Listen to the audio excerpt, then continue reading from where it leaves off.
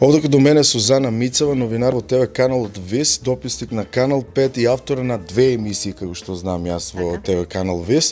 И најпрво здраво, како си? Најпрво здраво, благодарам на поканата, одлично сум, веќе по работното време, малце поизрелаксирани, еве на топла чоколада и на добар разговор. Ме интересира како е да си од другата страна, еве ти постојано ги водиш интервјуите. Многу непријатно. Зошто?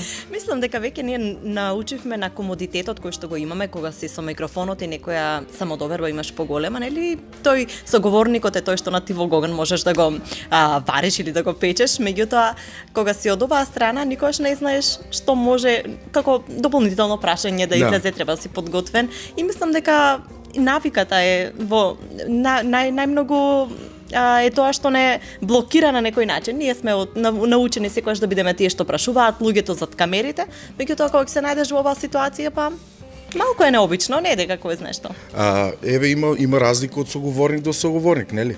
Има некој кој што треба да му ги влечеш одговорите, а има некој кој што едноставно не можеш ни да дојдеш до прашањето. Така, најшто најмногу ме фасцинира, бидејќи луѓето од кои што не очекуваш, например, кои што немаат допир со јавниот живот, кои што никогаш немаат потреба да бидат добри говорници или едноставно нивната работа не е поврзана со јавни настапи, знаат да бидат фантастични соговорници. Можеш од нив да направиш документарција, не само да извлечеш изјава за една емисија. Такви луѓе можеш да сретнеш секаде. Значи, одлични соговорници можеш да сретнеш во некоја административна канцеларија, можеш да ги сретнеш на улица, на нивата. Може да бидат тоа некои занаечи ситни кои што имаат собрано мало духовно богатство и се спремни во секој момент да го споделат со вас. Колку години веќе си пред камерите? Колку професионално се занимаваш со 10 година, еве за неколку месеци, 10 години цели. Една деценија. Во тие 10 години имаш ли некои моменти кога еве се уште ти се во сеќавањето што се сеќаваш во професионалната работа? Можеш да ни кажеш некој да ни одговори? Можам да се сетам само на глупите нешта кои што сум ги направила во мојата работа, имало милион. Значи, особено на почетокот кога го калите занаетот, неколку пати сум ги уништила вестите во живо, сум се смеела до немајкаде. Значи, на тоа нема како да не се сеќавам и дури сега мислам оти ќе поцрвенеам кога ќе ми текне со кој сум била да си се опуштам и да се смеам на вести во живо. Страшна работа. Да, постојано тоа го правиш, гледам и имаше линк од Канал 5 и еве, навистина тоа треба да имаш сепак да бидеш доста спремен за тоа да го работиш. Еве јас лично се уште мислам дека не сум спремен да зборувам во живо на некоја емисија, затоа што мислам дека е некој притисок има, постојано има некоја позитивна трема, ама со тек на време навикнуваш. И сепак и ова е работа како и сите други работи. Не можам да кажам дека е нешто многу тешко, дека ние што сме дел од медиумските работници дека имаме не знам колку тешка работа. Многу е одговорна, ама е многу интересна. А линковите во живо или вестите во живо си имаат своја тежина, бидејќи мораш да бидеш целосно концентриран, не смееш да си дозволиш да размислуваш, треба да бидеш многу брз и треба да бидеш подготвен дека во живо може се да ти се случи. Мене не ми се случило нели да ми помине некој да ми се уфрли во јавувањето во живо, меѓутоа треба да бидеш спретен во тој момент да ја извлечеш ситуацијата и едноставно да не се избламираш во јавноста, не смееш тоа да им го дозволиш на гледачите. Затоа што знаеме какви хейтери има по интернет, па сето тоа ќе го искористат, па потоа не мора да ги гледаме и како хейтери, нели? Едноставно има луѓе кои што можеби се имаат поинаква смисла за хумор.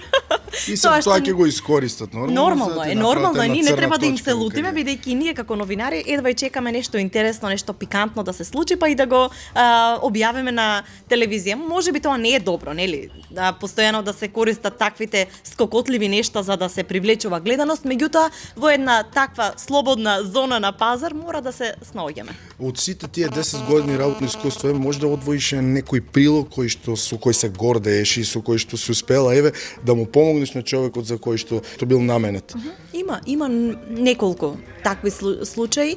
Во голем дел од ситуациите, кога сме имале особено лични истории, луѓе кои што имале проблем се упатиле до нас, имало позитивен фидбек, значи се организирале хуманитарни акции, им се помагало на семејства кои што се лошо ситуирани, кои што имаат болем во семејството и ред други случаи. Меѓутоа можам да ви кажам, еве, има и многу непријатни ситуации во сите нив сме биле изманипулирани.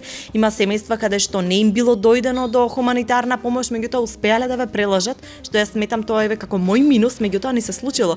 Ке ти дојде мајка со 2-3 деца и ке ти вика дека е самоохрана мајка, дека нема пари и ние сме организирале цели компании сме ги организирале за да им помогнеме и на крајот сваќаш дека жената е мрзелива, дека едноставно ги тера децата да просат, дека тоа што го добила како донација го продала, значи имало такви ситуации што после сме сватиле буквално да се срамеш и да се каеш какви се луѓе ти дошле и кои се, значи не е секој за да го прикажеш на јавност. Тебе ќе ти кажам, не само позитивните, туку има и толку многу моменти од кои што не само што се гордеш, може слободно да се срамеш, си бил во ситуација да те наместат, да те наседнат.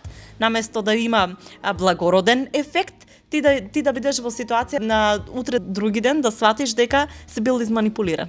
Имало такви ситуации. Има, многу ретко, една-две меѓутоа прв пат слушам вакво нешто дека се има случаи. Да, се има. Значи луѓето се доста умешни, знаат и новинарите да ги изманипулираат. Значи, мислам дека не фаќаат на емоции бидејќи не штедат таквите луѓе, особено не штедат солзи, се многу емотивни, спремни се. Да.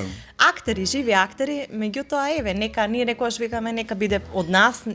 Сепак нашата работа има една општествена димензија да алармираме за појавите кои што да се помага каде што се може. Так. И да се нормално информираат сите за тоа што се случува во моментот. Да знаат дека има. Луѓе. Тоа е суштината, нели, да се пренесе информацијата, меѓутоа таа информација понекогаш не е само да стигне до гледачите да видат, туку да има и некој ефект, да може да се мобилизираме и да помогнеме, да се организираме, да бидеме корисни. Оти не е само суштината ние да правиме на луѓето да јас да ја донесам твојата приказна, да ти влезам во домот и да те прикажам на цела јавност и тоа да биде залудно. Мислам дека тоа е себично и дека нехумано е.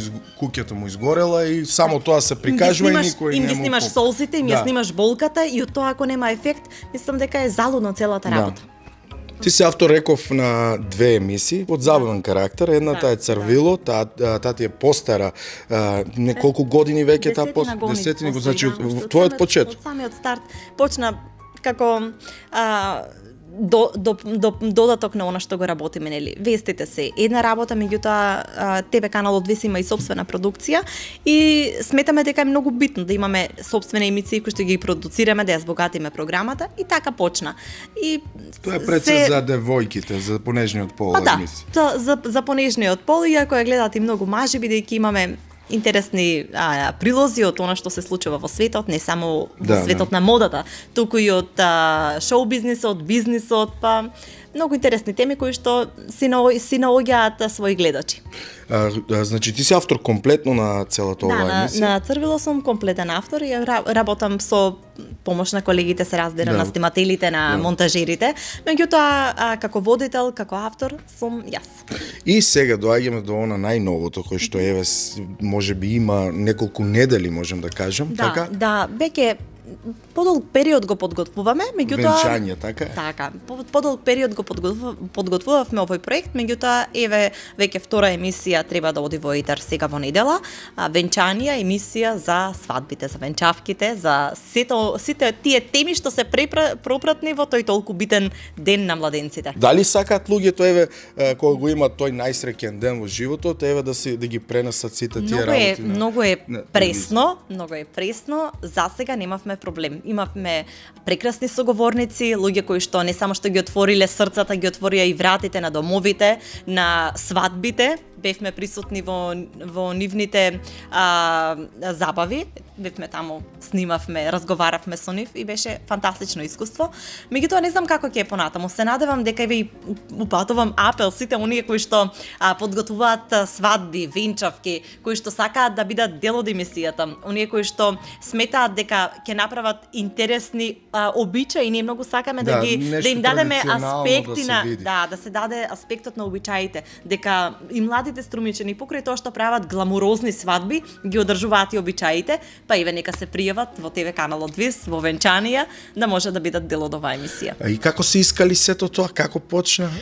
Проектот не го замислив јас, Значи, што е честно да се каже, честно е. Кире Пиличев, покрај тоа што не е нели фантастичен снимател, има и бујна фантазија. Тој креативен. Да, професионално снима свадби, со работка со студијата во градот и веќе има искуство. Тој, како што вели самиот за себе, е неформален. 20 години можеби има веќе. Верувам дека има толку.